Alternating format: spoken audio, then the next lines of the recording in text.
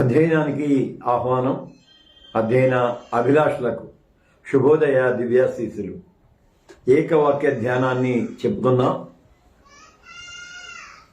పితృ సంకల్పాన్ని పుత్రదేవునిలో సంపూర్ణం చేసిన త్రిత్వదేవ అధ్యయనార్థమైన అనుభవ జ్ఞానాన్ని అనుగ్రహించి ఆశీర్వదించు తండ్రి. ఆమేన్. దయచూచి మాము నిప్పుడు మంచివి అన్ని దయచేయుమెల్లప్పుడు మంచివి అన్ని దయచేయుమెల్లప్పుడు దయచేయరానివి దయచేయుమని కోరా దయదూపి మన్నించు దయగల మా తండ్రి. అధ్యయన అభిలాషులకు ఆహ్వానాశీసులు.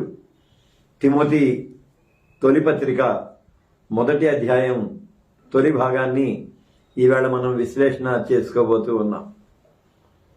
సంఘ నాయకుని లక్షణాలు ఎలా ఉండాలి, సంఘ నాయకుడు సంఘంలో ఎదుర్కొనే పరిస్థితులు ఎలా ఉంటాయి, వాటి పట్ల ఎలా ప్రతిస్పందించాలి, ఈ అంశాలన్నీ కూడా ఈ పత్రికలో ఉంటాయి. కాపరి పత్రికలను మనం తీతుతో ప్రారంభం చేసుకున్నాం. కారణం ఏంటంటే తీతు శుభవచనం చాలా లెంగ్తీగా ఉంటుందని చెప్పుకున్నాం 56 పదాలతో. తిమోతి తొలి పత్రిక ముగింపు అబ్రప్ట్గా ఉంటుంది. ఆ తర్వాత తుది పత్రిక సంపూర్ణంగా ఉంటుంది కనుక ఈ మూడింటిని ఆ నేపథ్యంలో కలిపి మనం అధ్యయనం చేసుకోవాలి అని తీతు పత్రికను ముగించుకొని తిమోతి తొలి పత్రికను ఇవాళ మనం ప్రారంభం చేసుకోబోతున్నాం. లైవ్లోకి చేరి వచ్చిన బిడ్డలందరికీ కూడా ఆహ్వానాశీస్సులు అందిస్తూ ఉన్నాను. Antayya Sagili, Jalapal, Johnson Kodavati, Varaprasad Parachuri, Rafa Adams, అమ్మ ప్రసూనమ్మ, ఇమాన్యుయల్ రెబ్బా, బిడ్డ Kavitha Nittala, Ramesh David Nittala and family, Varaprasad Mullapudi, తర్వాత శామ్యూల్, మా సోదరుడు శామ్యూల్.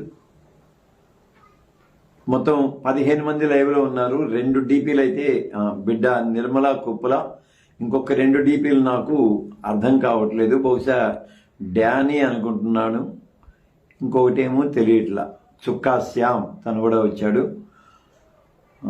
సో అందరికీ 17 మంది ఉన్నారు. అందరికీ హృదయపూర్వకమైన ఆహ్వానాశీస్సులు అందిస్తూ ఉన్నాను. తిమోతి పత్రికను ప్రారంభించుకునే ముందు కాపరి పత్రికలప్పుడు కొంత చెప్పుకున్నాం. వాటిని మళ్ళీ కొంచెం జస్ట్ 1-2 లైన్లు చెప్పుకుందాం. తిమోతి గురించిన ప్రస్తావన 24 సార్లు నవ నిబంధనలో కనిపిస్తుంది. అపోస్తుల కార్యాలు, రోమా పత్రిక, తొలి తుది కొరింథీ పత్రికలు, ఫిలిప్పి, కొలస్సి, తొలి తుది థెసలోనిక, తొలి తుది తిమోతి, ఫిలోమోను, హెబ్రీ, ఈ పత్రికలన్నింటిలో కూడా తిమోతిని గురించిన ప్రత్యేక ప్రస్తావన ఉండటాన్ని మనం చూస్తాం. పౌలు చరమాంకంలో తీతు, తిమోతి ఇద్దరు కూడా ఆయనకు అనుంగు శిష్యులుగా, ఇంకా చెప్పాలంటే నిజపుత్రులుగా పరిగణలోనికి తీసుకోబడ్డారు. అందువలన కాపరి పత్రికల్లో ఈ ఇద్దరు ప్రాముఖ్యతను సంతరించుకుంటారు. తొలి వచనం నేను చదువుతున్నాను. మన రక్షకుడైన దేవుని యొక్కయు మన నిరీక్షణ అయిన క్రీస్తు యొక్కయు ఆజ్ఞ ప్రకారం క్రీస్తు యేసు అపోస్తలుడనైన పౌలు అంటున్నాడు. తన అపోస్తలునని తన అపోస్తల తత్వాన్ని స్థిరపరచుకునే క్రమంలో మళ్ళీ అది ఆజ్ఞానుసారమైనది అన్నాడు. ఆజ్ఞానుసారమైన అనుగ్రహం అంటే నేను కేవలం నా శుశ్రూష చేయటం ద్వారా సంతరించుకున్నది కాదు, కానీ నన్ను ఆయన అపోస్తలుడిగా ఉండేందుకు ఆయన పిలుచుకున్నాడు, ఆజ్ఞాపించాడు కనుక ఆదేశానుసారమైన అపోస్తలత్వం నాది అని దానిని ప్రతిష్ఠించుకునే క్రమంలో మరొక పర్యాయం రక్షకుడైన దేవుడు నిరీక్షణ అయిన క్రీస్తు అని రెండు ప్రత్యేక అంశాలను ఉదహరిస్తాడు. రక్షకుడైన దేవుడు అంటే రక్షణ, నిరీక్షణ. దేవ సంకల్పానుసారమైన ప్రణాళికలో నుంచి రక్షణను పేర్కొంటాడు. సంకల్ప ప్రణాళికను యథార్థం చేసిన క్రీస్తు రక్షణ కార్యాన్ని నిరీక్షణగా పేర్కొంటాడు. సో రక్షణ యొక్క పూర్వాపరాల సంపూర్ణతను మనం దీనిలో చూస్తాం. అంటే సాధారణంగా లేఖనాల్లో ఎలా ఉంటుందంటే రక్షణ పూర్వచర్య అంటే అనుభవంలోకి వచ్చిన చర్య, రక్షణ వర్తమాన చర్య, అది రక్షణలో కొనసాగుతూ ఉండాలి. రక్షణ భవిష్యత్ కాలానికి సంబంధించింది, రక్షణను పూర్ణంగా సంతరించుకుంటాం. అందుకని రక్షణ, నిరీక్షణ అనే ఈ రెండు ప్రత్యేక భావాలను వ్యక్తపరుస్తూ రక్షణ పితృదేవుని సంకల్పానుసారమైన ప్రణాళిక, ఆ ప్రణాళికను పుత్రదేవునిగా ఆయన నిర్వర్తించాడు. ఆ తర్వాత దానిని సర్వ ప్రజలకు అంటే సర్వలోకములో ఉన్న అన్ని తరాలకు చెందే సర్వ ప్రజలకు అందించేందుకు ఒక నిరీక్షణగా మన ముందు ఉంచాడు అని రక్షణ, నిరీక్షణ అనే ఆ ప్రత్యేక భావజాలాన్ని పౌలు వ్యక్తం చేస్తూ వాటికి నేను అపోస్తలుడిగా ఉన్నాను, లేక వాటిని ప్రచురం చేసేందుకు అపోస్తలుడిగా ఉన్నాను. మళ్ళీ నా అపోస్తలత్వం ఆజ్ఞానుసారమైనది, ఆదేశానుసారమైనది అని. రెండవ వచనం, విశ్వాసాన్ని బట్టి నా నిజపుత్రుడైన తిమోతికి శుభాలు చెబుతూ రాసేది. తండ్రి అయిన దేవుని నుండి, మన ప్రభు అయిన క్రీస్తు యేసు నుండి కృప, కనికరం, సమాధానం నీకు కలగాలి. మామూలే, ఎప్పుడు చెప్పినట్లే పితృదేవుని, పుత్రదేవుడు ఇద్దరిని ప్రస్తావన చేస్తాడు.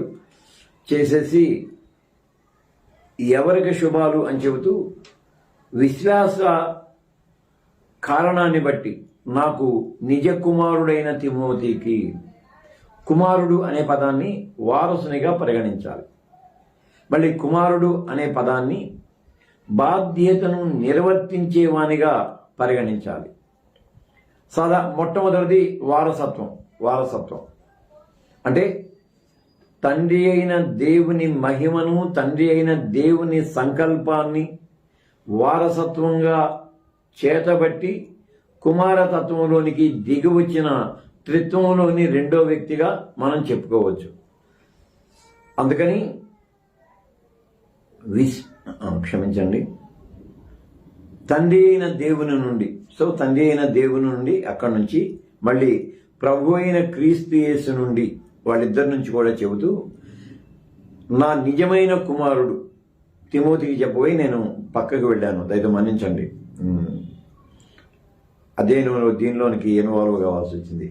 కుమారుడు సంకల్పాన్ని లేక వారసత్వాన్ని కొనసాగించేవాడు. పౌలు ఏ ప్రత్యేక ఆదేశానుసారమైన సౌవార్తిక ప్రకటనను తన తత్వంగా జీర్ణించుకున్నాడో ఆ తత్వాన్ని వారసత్వంగా తీసుకుని దానిని కొనసాగించేవాడిగా తిమోతిని పేర్కొంటూ నా నిజమైన కుమారుడు, తిమోతిని ఇద్దరిని కూడా తన తత్వాన్ని ప్రచురపరిచే లేక వారసత్వంగా ముందుకు కొనసాగించే వారిగా పౌలు పరిగణించాడు. అక్కడ విశ్వాస కారణాన్ని బట్టి అన్నాడు. అది విశ్వాసం అంటే తాను దేనిని నమ్మాడో ఆ విశ్వాసాన్ని వీరు కూడా చేపట్టి నేనెలా విశ్వాసంతో దానిని ప్రచురం చేశానో అదే విశ్వాస క్రమంలో వారు కూడా ముందుకు సాగిపోతున్నారు అనే ఆ నమ్మకాన్ని బట్టి నా నిజపుత్రుడు అంటున్నాడు, నా నిజమైన పుత్రుడు. మూడవ వచనం, నేను మాసిదోనియాకు వెళుతూ ఉన్నప్పుడు సత్యానికి భిన్నమైన బోధ చేయవద్దని కల్పనా కథలు, మితం లేని వంశావళులు, 4వ వచనం కూడా చదువుతున్నాను కంటిన్యూషన్ కాబట్టి, విశ్వాసపరమైన దేవ నియమంతో కాక వివాదాలతోనే సంబంధపడి ఉంటాయి కనుక వాటిని లక్ష్య పెట్టవద్దని కొందరికి ఆజ్ఞాపించేందుకు నువ్వు ఎఫెసులో నిలిచి ఉండాలని ఎలా నిన్ను హెచ్చరించానో ఇప్పుడు అలాగే హెచ్చరిస్తూ ఉన్నాను. పౌలు చివరి ప్రయాణం అనే కంటే కూడా దీన్ని చరిత్రకారులు ఎలా చెబుతారంటే, రోమా చెర నుండి విముక్తం అయ్యాక అప్పుడు మాసిదోనియా మీదుగా ప్రయాణం చేశాడని, అంటే రోమా చెర విమోచనకు ఆయన మరణానికి మధ్య జరిగిన ప్రయాణంగా దీనిని పేర్కొంటారు.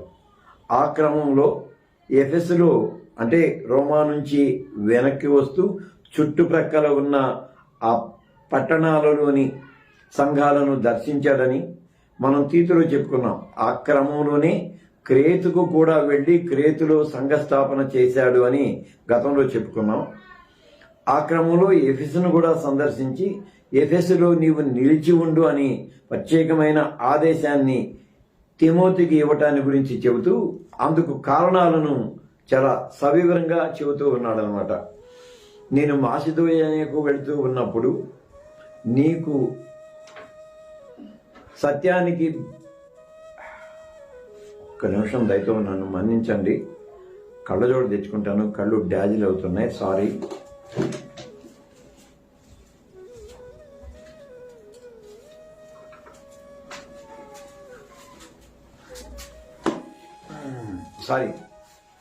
ఎందుకో ఇవాళ కొంచెం ఇబ్బందికరంగా ఉంది.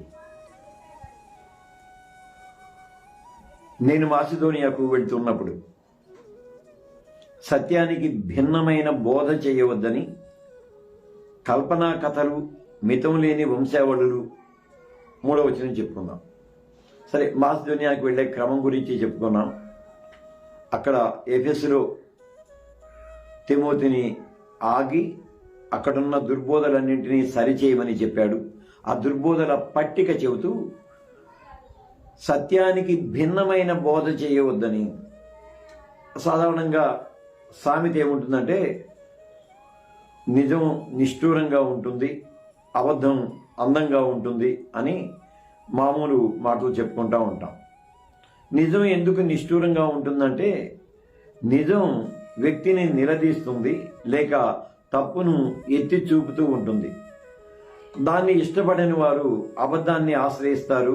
కారణం ఏంటంటే, అబద్ధం మనస్సాక్షిని మాయం చేస్తుంది, ఆ తర్వాత సత్యానికి మాసిక వేస్తుంది. కాబట్టి అబద్ధం వైపు మళ్ళుతూ ఉంటారు. బోధ కూడా అలాగే ఉన్నది. సత్యానికి భిన్నమైన బోధ అంటే, పౌలు సంఘాలను స్థాపించి, ఎఫెసీ సంఘం మామూలు సంఘం కాదు. పౌలు సుదీర్ఘకాలం అక్కడ ఉన్నాడు. ఆ తర్వాత చాలా పోరాటంతో ఆ సంఘాన్ని నిర్మించాడు. కనుక ఆ సంఘంతో చాలా అవినాభావ సంబంధం ఉంది. మనం అపోస్తల కార్యాలని ఖచ్చితంగా అధ్యయనం చేద్దాం అనుకుంటున్నాం. అప్పుడు ఆ కాలానుగుణమైన పరిణామ క్రమాన్ని అంతటిని కూడా మనం అధ్యయనం చేసుకోవడానికి ప్రయత్నం చేద్దాం. సత్యానికి భిన్నమైన బోధలు, ఆ తర్వాత కల్పనా కథలు. ఎప్పుడైతే విశ్వాసం మతంగా స్థిరపడుతుందో, చాలా స్పష్టంగా చెప్తాను నేను ఈ మాట, విశ్వాసం మతంగా స్థిరపడుతుందో అంటే, మళ్ళీ విశ్వాసం వేరా మతము వేరా అని అంటే ఖచ్చితంగా వేరే అని చెబుతాను. మతమేమో విశ్వాసాన్ని వ్యవస్థీకరిస్తుంది, మతం విశ్వాసానికి అదనపు పరిస్థితులన్నింటినీ జత చేస్తూ ఉంటుంది. కానీ ప్రాథమికమైనది విశ్వాసమే. ఎప్పుడైతే విశ్వాసం మతంగా స్థిరపడుతూ వస్తుందో ఆ సందర్భంలో ఖచ్చితంగా కల్పనా కథలు చోటు చేసుకుంటూ ఉంటాయి. సరే, ఏది కల్పనా కథ ఏది కల్పనా కథ కాదు అంటానికి కూడా అర్థం లేనంతగా ఉంటాయి. ఒక్కోసారి అది కల్పిత కథలాగా అనిపించినా కూడా కాదు, నిజమే అయి ఉండవచ్చు అనే ఒక అపోహలోనికి దారి తీస్తూ ఉంటాయి. అక్కడ నైపుణ్యం పనిచేస్తుంది. అందుకని కల్పనా కథలు అని. ఆ తర్వాత మితం లేని వంశావళుల గురించి మనం గతంలో కూడా మాట్లాడుకున్నాం. వంశావళి ఏంటంటే, మా పూర్వీకుల గొప్పతనాన్ని చెప్పుకొని నా అల్పత్వాన్ని కప్పిపుచ్చుకునే ప్రయత్నం, నా బలహీనతను కప్పిపుచ్చుకోవడానికి నా పూర్వీకుల బలాన్ని గురించి గొప్పగా నేను చెప్పుకోవటం. మళ్ళీ ఈ వంశావళిలో మన పూర్వీకులకు దేవతత్వాన్ని లేకపోతే దేవ సంబంధాన్ని ఆపాదించటం. దేవునితో వారికి ఉన్న సంబంధం అంటే ఇక్కడ ప్రత్యక్ష సంబంధం, రక్త సంబంధం కూడా, వాటికి సంబంధించి వంశావళులు, మితము లేని వంశావళులను. 4వ వచనం, విశ్వాసపరమైన దేవ నియమంతో కాక వివాదాలతోనే సంబంధపడి ఉంటాయి. ఇందా చెప్పాను కదా, విశ్వాసము మతము రెండు భిన్న విషయాలని. విశ్వాస సంబంధమైన దేవ నియమంతో కాక, విశ్వాసం ఎప్పుడు నియమంతో కూడుకొని ఉంటుంది. నియమం అంటే కేవలం ఆదేశం మాత్రమే కాదు, అనుసరణీయమైన ఆదేశం. అనుసరణీయమైన ఆదేశాన్ని మనం నియమం అని అంటాం. మళ్ళీ ఆ అనుసరించే క్రమంలో నిబద్ధత కూడా నిండి ఉంటుంది. సో నిబద్ధతతో కూడిన నియమం. అలాంటివి కాకుండా కేవలం వివాదాలతోనే సంబంధపడి ఉంటాయి. అంటే నియమం ఆదేశానుసారమైనది కానప్పుడు, నిబద్ధతతో కూడినది కానప్పుడు అది ఖచ్చితంగా వివాదానికి దారితీస్తూ ఉంటుంది. కారణం ఏంటంటే దేవ సంకల్పంలో నుంచి జనించిన నియమాలు కాకుండా ఇదిగో అసత్యమైన నియమాలు, ఆ తర్వాత కల్పిత నియమాలు, అవి ఇలాగూ మభ్యపెడుతూ ఉంటాయి అని వాటిని లక్ష్య పెట్టవద్దని కొందరికి ఆజ్ఞాపించేందుకు నువ్వు ఎఫెసులో నిలిచి ఉండాలని ఎలా నిన్ను హెచ్చరించానో ఇప్పుడు అలాగే హెచ్చరిస్తూ ఉన్నాను. దీన్ని మళ్ళీ పౌలు తిమోతిని ఎఫెసులో ఆగి ఆ తర్వాత మళ్ళీ రావాలి అనుకున్నాడు, తిరిగి ఎఫెసుకు రావాలి అనుకున్నాడు. బహుశా వీలు పడలేదు అని అంటారు. ఆ వీలు పడనటువంటి క్రమంలో ఈ ఉత్తరాన్ని వ్రాసి ఉంటాడు అని, పౌలే ఈ ఉత్తరాన్ని వ్రాశాడు అని నమ్మే పండితులు అభిప్రాయపడతారు. రోము చెరలో నుంచి విడుదల చెందిన తర్వాత మాసిదోనియా మీదుగా ప్రయాణం చేస్తూ ఎఫెసులో తిమోతిని ఆపి ఆ సంఘంలో ఉన్న దుర్బోధలన్నింటినీ ఖండించమని చెప్పి మళ్ళీ ఎఫెసుకు రావాలని భావించాడు. కానీ వీలు కానందువలన మరొక పర్యాయం హెచ్చరిస్తూ ఇదిగో వాటిని ఖండించమని మళ్ళీ నిన్ను హెచ్చరిక చేస్తున్నాను అని, అది 4వ వచనంతో ముడిపడి ఉంటుంది. 5వ వచనం, ఉపదేశ సారం ఏదంటే పవిత్ర హృదయం నుండి, మంచి మనస్సాక్షి నుండి, నిష్కపటమైన విశ్వాసం నుండి కలిగే ప్రేమ. 3 అద్భుతమైన లక్షణాలను వివరిస్తాడు. మొదటిది ఏంటంటే పవిత్ర హృదయం, నిర్మల హృదయం అంటామే పవిత్ర హృదయం. నిర్మలము, పవిత్రము అనేదాన్ని మళ్ళీ 2 భావనల నుంచి మనం విశ్లేషణ చేసుకోవడానికి ప్రయత్నం చేద్దాం. నిర్మలము అనంటే స్వచ్ఛమైనది లేక పారదర్శకమైనది అందాం. స్వచ్ఛమైనది అంటే పారదర్శకమైనది.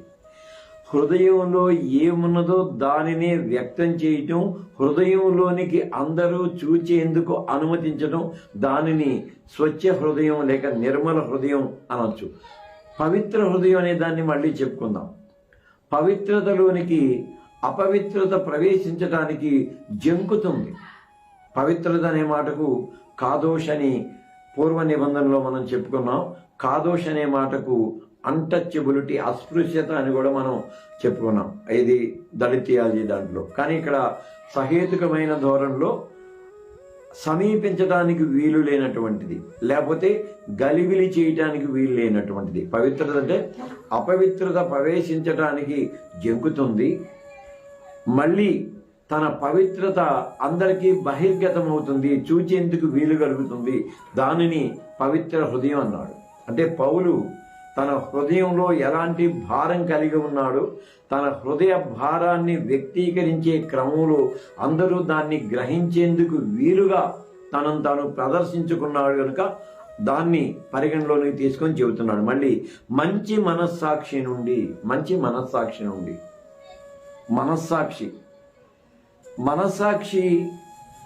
మనస్సాక్షి చెడు మనస్సాక్షి ఉంటుందంటే ద్వైధీభావం అని నేను చెబుతాను కదా, పారాడాక్సిజం అని చెబుతాను కదా.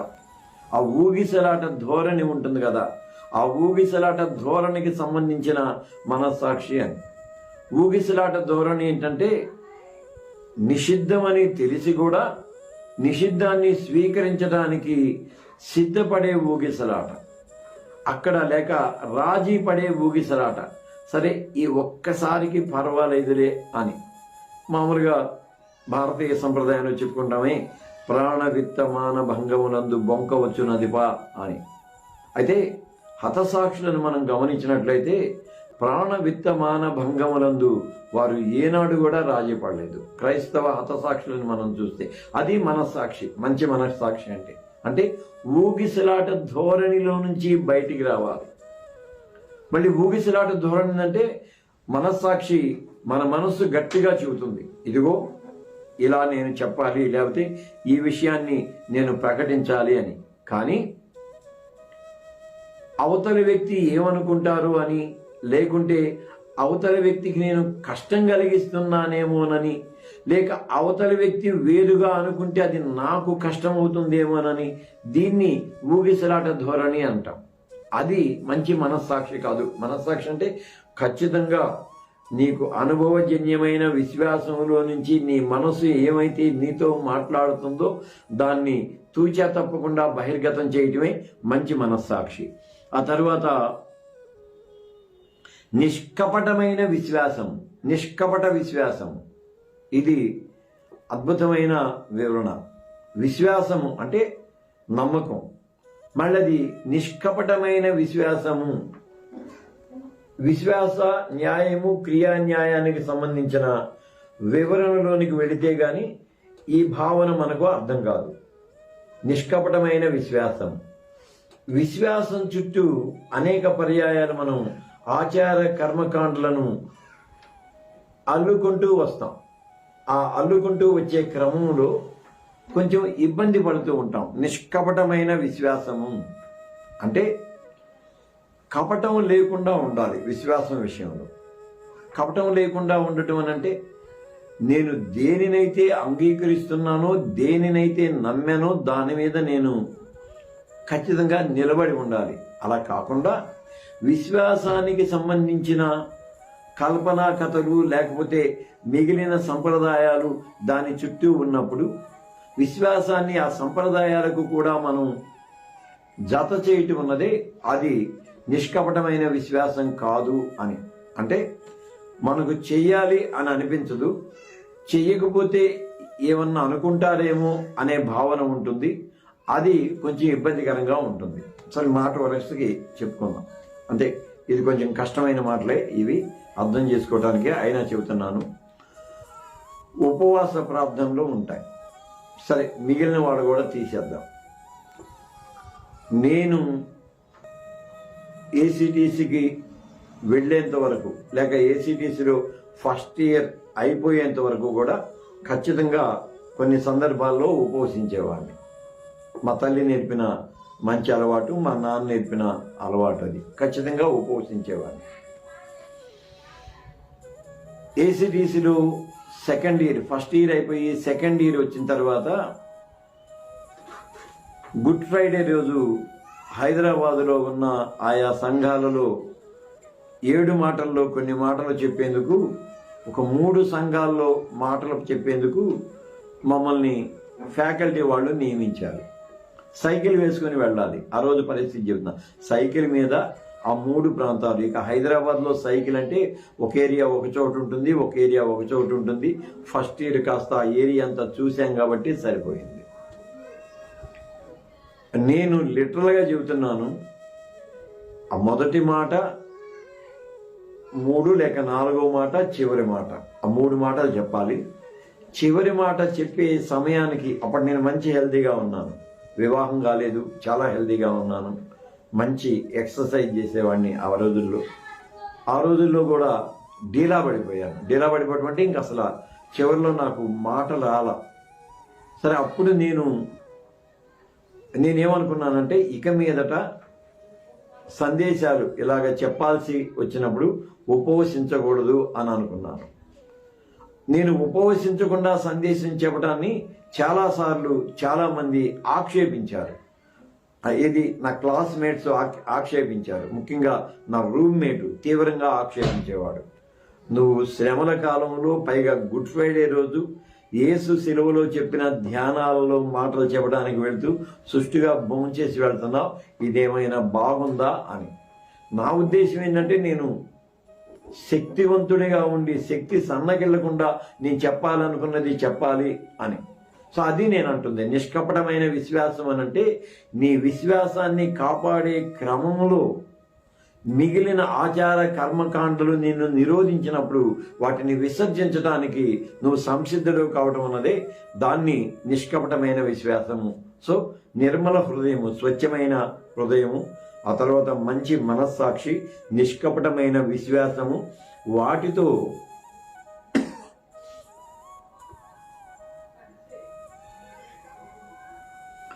వాటిలో నుంచి జనించే ప్రేమ మాత్రమే ఉపదేశానుసారమైనది అంటాడు. ఈ మూడింటిలో నుంచి జనించే ప్రేమ. నిన్నటి దినం మా ఆరాధనలో అంటే లూథరన్ ఆరాధనలో పూర్వ నిబంధన నా పాఠంలో ఉంటుంది. నీ పూర్ణ ఆత్మతో, నీ పూర్ణ శక్తితో, నీ పూర్ణ మనస్సుతో నీ దేవుడైన యెహోవాను ప్రేమించాలి అని, పూజించాలి అని ఉండదు, ప్రేమించాలి. దేవుణ్ణి ఆరాధించటం వేరు, దేవుణ్ణి పూజించటం వేరు, దేవుణ్ణి ప్రేమించటం వేరు. పూజించటం అనేది ఆచార కర్మకాండలకు సంబంధించింది. ఆ తర్వాత ఆరాధించటం అనేది ఒక ప్రత్యేక సమయానికి, ప్రత్యేక ప్రదేశానికి సంబంధించటం. ప్రేమించటం అనేది నిరంతరము కూడా ఆ నామస్మరణను లేకపోతే నిరంతరం ఆ తత్వాన్ని జీర్ణం చేసుకునేది. అది ఉపదేశము అన్నాడు. ఇదిగో నిర్మలమైన హృదయంతో, మంచి మనస్సాక్షితో, నిష్కపటమైన విశ్వాసంతో దేవుని నీవు ప్రేమిస్తావే, అది మాత్రమే ఉపదేశ అనుసారమైనది అని అంటాడు. ఇప్పుడు 6వ వచనం అంటాడు, కొందరు వీటిని మానుకొని తొలగిపోయి తాము చెబుతూ ఉన్న వాటిని గురించి నిశ్చయమైనట్టు రూఢిగా పలుకుతున్న వాటిని గురించి సరైన గ్రాహ్యం లేక ధర్మశాస్త్రోపదేశకులుగా ఉండాలనుకుంటూ నిష్ప్రయోజనమైన ముచ్చట్లకు మళ్ళారు. ఇది ఆనాటి ఎఫెసీ సంఘానికి మాత్రమే కాదు కానీ ప్రస్తుతం కూడా చాలా చోట్ల మనం చూస్తూ ఉన్నాం. దానికి ఒకే ఒక కారణం లేఖనం కూడా చెబుతుంది. ఏమంటే వాటిని గురించి సరైన గ్రాహ్యం లేక, పరిచర్యను గురించి, ప్రబోధాన్ని గురించి సరైన గ్రాహ్యం లేక. సరైన గ్రాహ్యం లేకపోవడానికి కారణం ఏంటి? పైన చెప్పుకున్నామే, మితిలేని వంశావళులు, కల్పనా కథలు.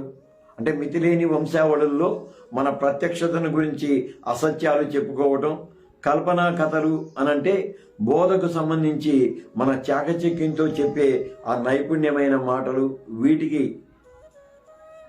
వాటి మీద ఆధారపడ్డాం కనుక గ్రాహ్యం లేకపోవటం.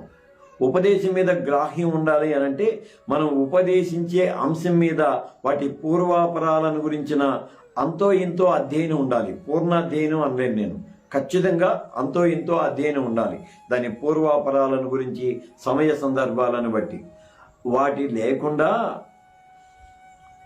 ప్రేమ నుండి తొలగిపోయి తాము ఏం చెబుతున్నాము, ఖచ్చితం ఇది అని దేని గురించి చెబుతున్నాము, వాటి గురించిన స్పష్టమైన అవగాహన లేకున్నా కూడా ధర్మశాస్త్ర ఉపదేశకులుగా ఉండాలి. ఇవేమీ లేకుండా కూడా మనం ఉపదేశకులుగా మాత్రమే ఉండాలి. అంటే ఉపదేశకులుగా ఉండటం అన్నది అతని జీవనానికి సంబంధించింది అయి ఉండొచ్చు, జీవిత ప్రదర్శనకు సంబంధించింది అయి ఉండొచ్చు. జీవనము, జీవిత ప్రదర్శన రెండు మాటలు అంటున్నాను.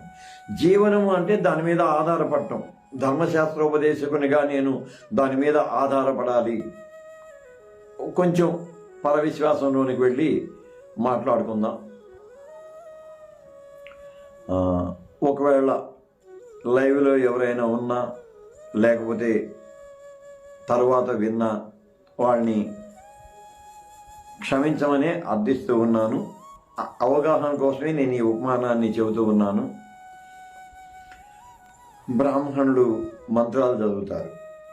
నాకు చాలామంది స్నేహితులు ఉన్నారు, అందువలన మంచి స్నేహితులు ఉన్నారు, అందువలన నేను చెప్పుకున్నా. బ్రాహ్మణులు మంత్రాలు చదువుతారు, మంత్రాలు అభ్యసిస్తారు. వాళ్ళు ఒకదాని వెంట అభ్యాసం మామూలుది కాదు, అసలు అలాగ పదం వెంట పదం, పదం వెంట పదం ఫ్లోలో అభ్యసిస్తూ ఉంటారు.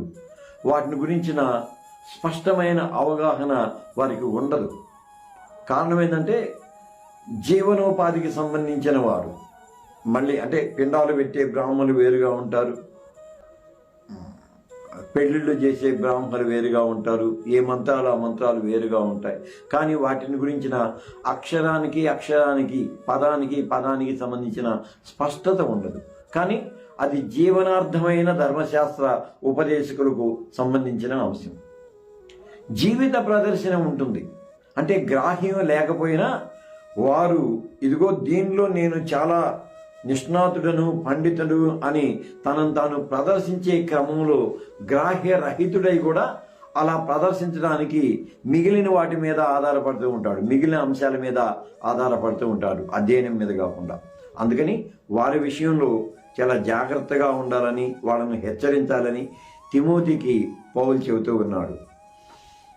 అవన్నీ చెబితే ఏమంటారు? నిష్ప్రయోజనమైన ముచ్చట్లకు మళ్ళారు, దానివలన ప్రయోజనం ఏమి ఉండదు.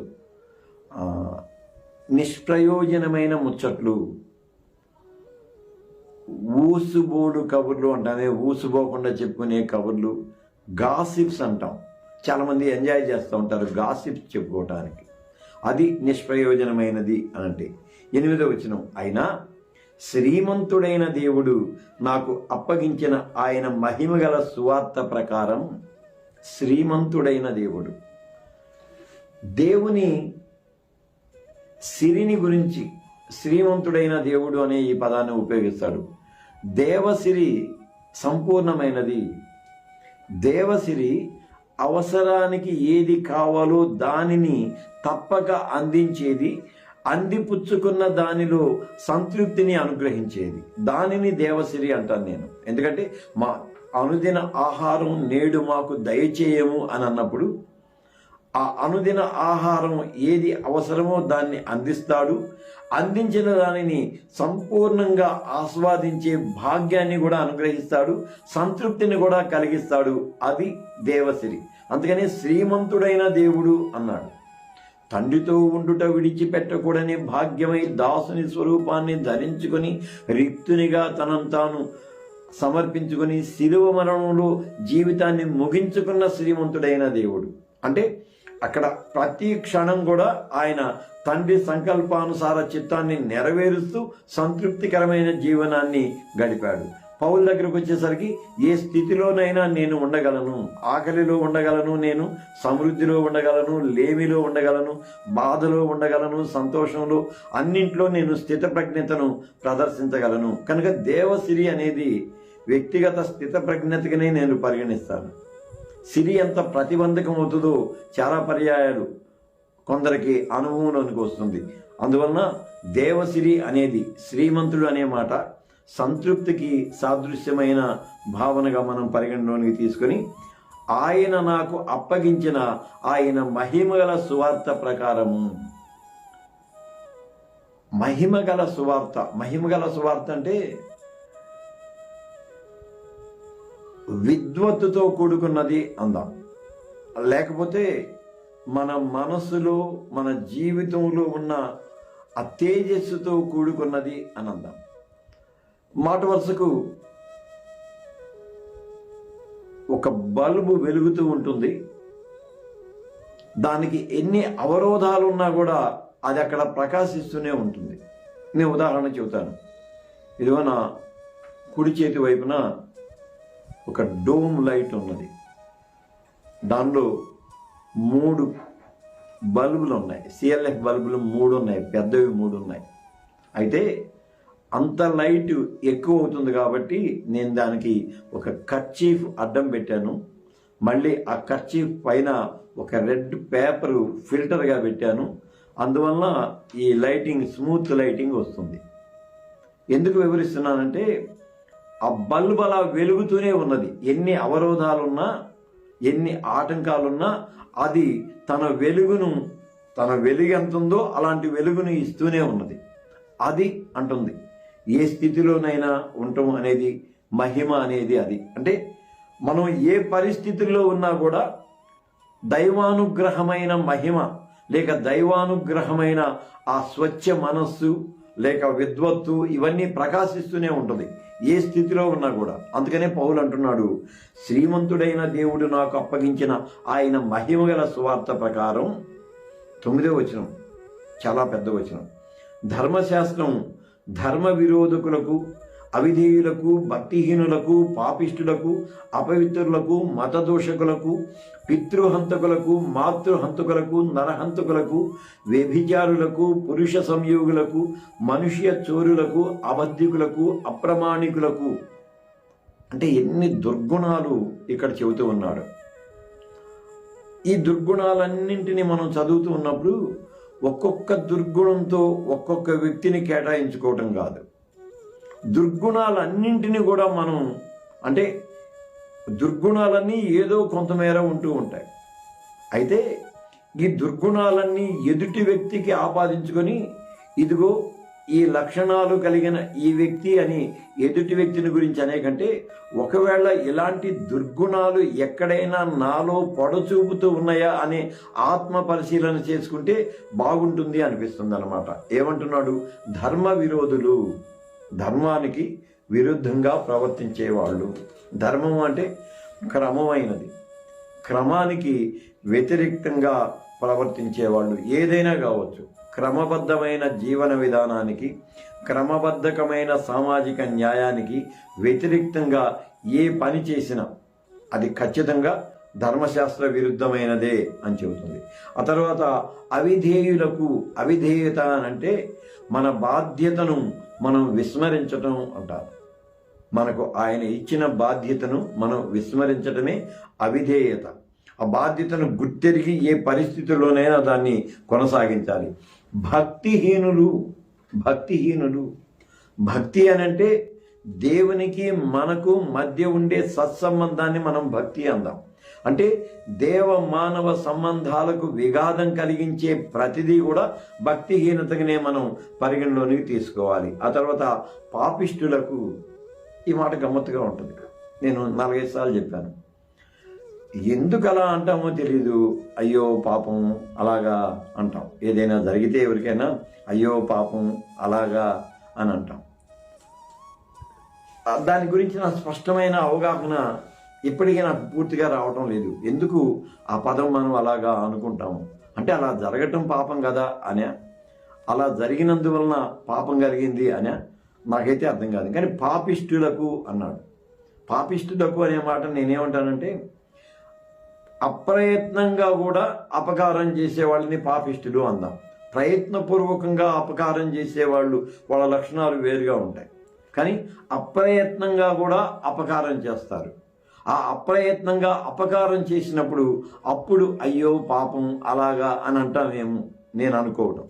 కనుక అప్రయత్న అపకారం చేసే వాళ్ళని పాపిష్టులు అందాం. అపవిత్రులకు, అపవిత్రత, అపవిత్రత భౌతిక అపవిత్రత కాదు, మనో అపవిత్రత. మనో అపవిత్రులందరూ కూడా, అంటే మనో అపవిత్రత అనే దాన్ని మళ్ళీ పెద్ద పెద్ద మాటలో చెప్పుకోవడం ఏం లేదు.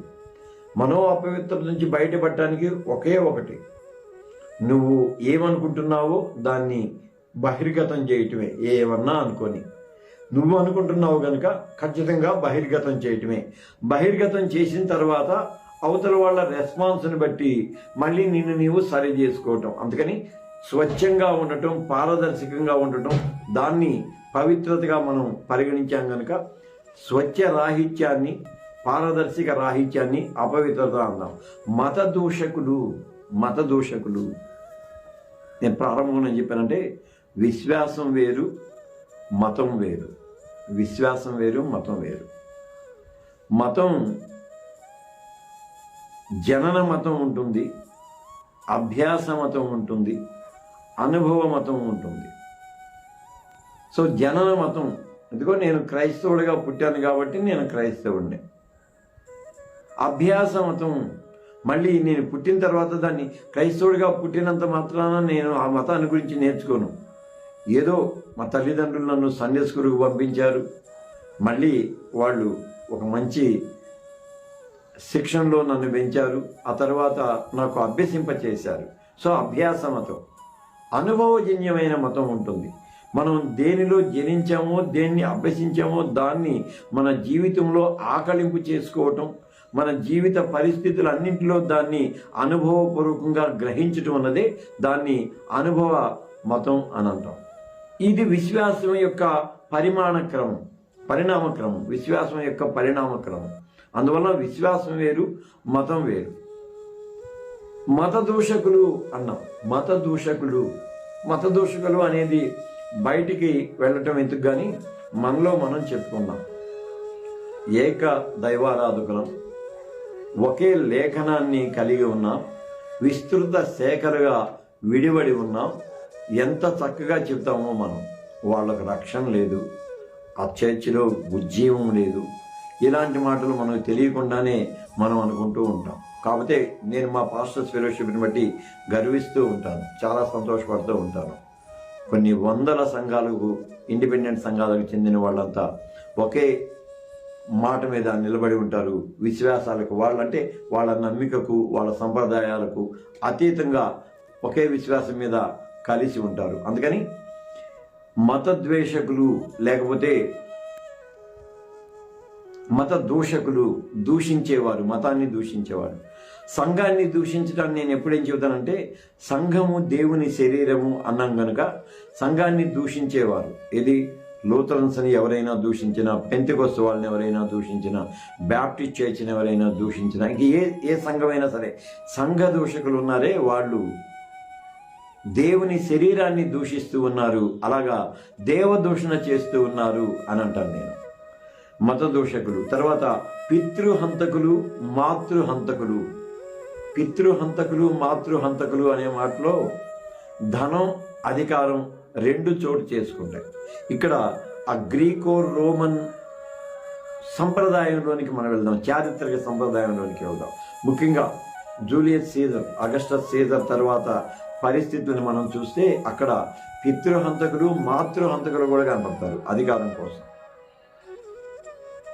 సో రాజరిక వ్యవస్థలో అధికారం కోసం తండ్రిని చంపేవాళ్ళు ఉంటారు, తల్లిని హతమార్చేవాళ్ళు ఉంటారు. అలాగే ఆస్తి కోసం, ధనం కోసం తల్లిదండ్రులను హింసించే వాళ్ళు ఉంటారు, సంహరించే వాళ్ళు ఉంటారు. సో వాళ్ళను గురించి చెబుతున్నాడు. ఆ తర్వాత నరహంతకులు, పితృహంతకులు, మాతృహంతకులు ప్రత్యేక కారణాలు. నరహంతకులు అనేది, నరహత్య అనేది వృత్తిగా కలిగిన వాళ్ళు అలా కూడా ఉంటారు. అందుకని నరహంతకులు. ఇక వ్యభిచారులు, పురుష సంయోగులు, ఇది గ్రీకో రోమన్ సంప్రదాయంలో ఉన్న అనుమతించబడిన దురలవాటు, ఆస్తికత్వంలో అనుమతించబడిన దురలవాటు. దీన్ని చాలా తీవ్రంగా ఆదిమ సంఘం ఖండించుకుంటూ వచ్చింది. ఆ ఖండించే క్రమంలో ఎంత తీవ్రమైన ప్రతిఘటనను ఎదుర్కొందో. అనుమతించబడిన ఆస్తికానికి సంబంధించిన వ్యభిచార తత్వాన్ని, అలాగే సామాజిక వ్యభిచార తత్వాన్ని, పురుష సంయోగం, ఇంకా కలిగుల వాళ్ళ గురించి మనం వింటూనే ఉంటాం. వాళ్ళ గురించి. ఆ తర్వాత మనుష్య చోరులు అన్నారు. ఇది గొప్ప మాట. మనుష్య చోరులు, మనుషులను బలవంతంగా పట్టుకొని వెళ్ళి బానిసలుగా అమ్మేవాడు. ఆ రూట్స్ అనే నవల చెబుతానే, అలెక్స్ హేలీ అనే రచయిత వ్రాసిన నవల. తెల్లవాళ్ళు, అందం అంటే అక్కడ వ్రాసి ఉంది అదే కాబట్టి, శ్వేత జాతీయులు ఓడలలో ఆఫ్రికా ఖండానికి వెళ్ళి అక్కడ బలవంతంగా వారిని బంధించి ఓడల్లో తీసుకుని వచ్చి బహిరంగ మార్కెట్లో వారిని విక్రయించేవాళ్ళు. వాళ్ళని మనుష్య చోరులు అన్నాడు. అంటే ఆ బానిస వ్యాపారం ఎంత తీవ్రంగా ఉందో. మనుష్య చోరులు, అబద్ధికులు, అప్రమాణికులు. ఇక అబద్ధం నేను ఎప్పుడు చెబుతానే, ఏం చేస్తున్నావు, అబ్బాయి ఏం చేయట్లేదు అంటాం.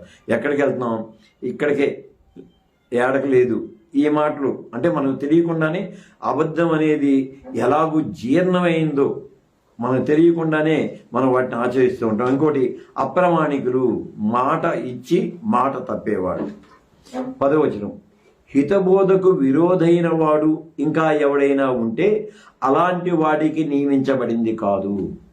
హితబోధ అనే పదం సౌండ్ డాక్ట్రిన్ అని, హెల్తీ డాక్ట్రిన్ అని మనం గతంలో చెప్పుకున్నాం.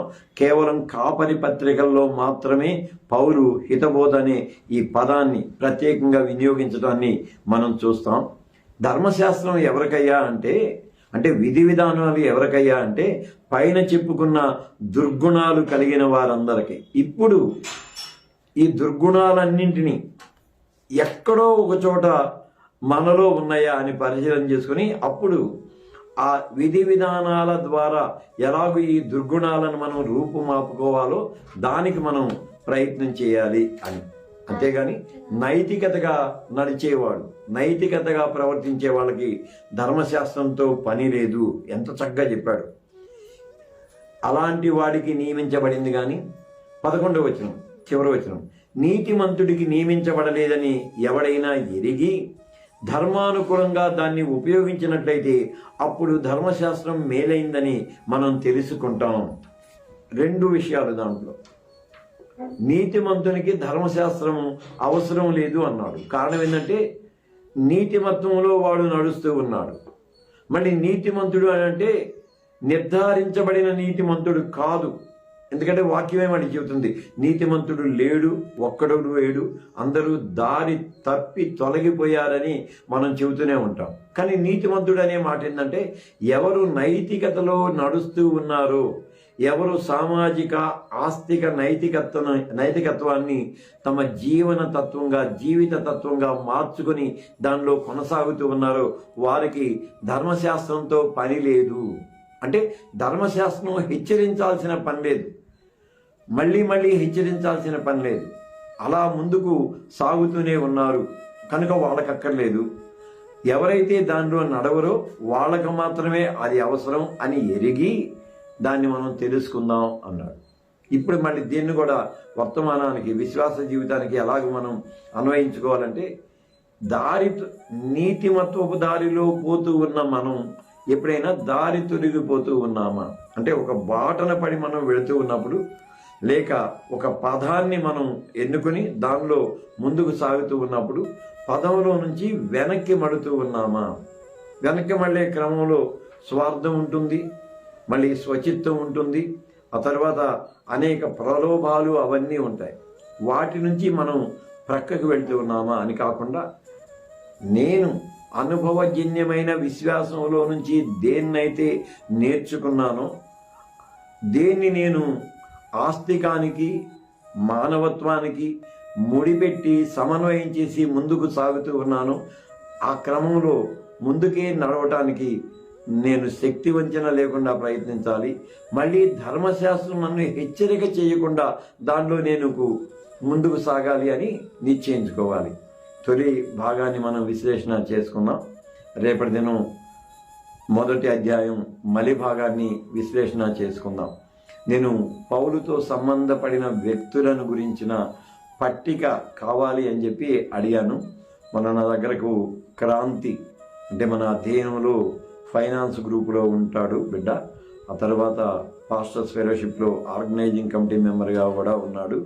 క్రాంతి వచ్చి అన్న నేను ఒక పత్రికలో అవన్నీ వ్రాస్తానన్నా అన్నాడు. ఈలోగా నిన్నటి దినం మన అధ్యయన బృందం విస్తృత బృందంలో సభ్యుడైన విప్పర్తి రవికుమార్ బిడ్డ ఆ లిస్ట్ మొత్తం నాకు పంపించాడు. మొత్తం లిస్ట్ అంతా నాకు పంపించాడు, ప్రత్యక్షంగా సంబంధం గల వాళ్ళ లిస్టు. దాన్ని నేను జాన్సన్కి పంపించి వాళ్ళ అధ్యయనంలో పోస్ట్ చేయమని చెప్పాను. జాన్సన్ పోస్ట్ చేసినట్టున్నాడు అది. అందుకని ప్రత్యేకంగా విప్పర్తి రవికుమార్కి అధ్యయన పక్షంగా నేను వందనాశీస్సులు చెబుతూ ఉన్నాను. ఆ లిస్ట్ అంతా చూసిన తర్వాత పరోక్షంగా సంబంధపడే వాళ్ళు కూడా ఉన్నారు, అంటే కొందరు ఉంటారు పరోక్షంగా సంబంధపడ్డవాళ్ళు. అదంతా చూసిన తర్వాత ఖచ్చితంగా ఒక మంచి డాక్యుమెంటరీ దీని మీద చేస్తే బాగుండు అనే నిశ్చయానికైతే నేను వచ్చాను. ఎందుకు ఈ మాట చెబుతున్నానంటే డాక్యుమెంటరీ చేస్తాను అని మీతో అన్న తర్వాత అది నాకు కమిట్మెంట్ అవుతుంది. చేద్దాంలే అని నేను ఇంక అనుకోను. ఒకవేళ ఇవాళ కాకపోతే రేపు కాకపోతే ఎల్లుండి అన్నట్టు ఖచ్చితంగా చేయడానికి కమిట్మెంట్ అవుతాను. అందుకని నేను మీతో పదే ఈ మాట చెబుతున్నాను. మీకు చెప్పడం ద్వారా నన్ను నేను బలపరచుకోవడానికి, నన్ను నేను స్థిరపరచుకోవడానికి నేను కమిట్ అవడం కోసం చెబుతున్నాను. ఒక మంచి డాక్యుమెంటరీ చేద్దామని ఉంది. దానికోసం మీరు గట్టిగా ప్రార్థన చేయండి. మంచి డాక్యుమెంటరీ దాని మీద చేయాలని, అంటే చాలా క్లుప్తమైన డాక్యుమెంటరీ అని. లైవ్లోకి చేరువచ్చిన బిడ్డలందరికీ కూడా వందనాశీస్సులు. జాలాపాల్, లూకా కొడారి, జాన్సన్ కొడవటి, రాజశేఖర్ వేజండ్ల, అమ్మ ప్రసూనమ్మ, నా ఫ్రెండ్ హైమావతి, మా చింటమ్మ అనుకుంటా, మా పెద్దక్క మనోరాలు, నా మనోరాలు చింటమ్మ నువ్వే అనుకుంటున్నాం రా. ఆ తర్వాత బిడ్డ Kavitha Nittala, Ramesh David Nittala and family, అలాగే బిడ్డ నిర్మల కుప్పుల, బిడ్డ మరణాథ కుమార్, ఇంకా 2 DPలు, జోసఫ్ 88 అనుకుంటాను, క్రాంతి కూడా ఉన్నాడు, క్రాంతి కూడా ఉన్నాడు. మొత్తం 12 మంది లైవ్లో ఉన్నారు. అందరికీ హృదయపూర్వకమైన వందనాశీస్సులు చెల్లిస్తూ రేపటి దినం 2వ భాగాన్ని, తిమోతి తొలి పత్రిక 1వ అధ్యాయం 2వ భాగాన్ని విశ్లేషణ చేసుకుందాం. అందాక సెలవు.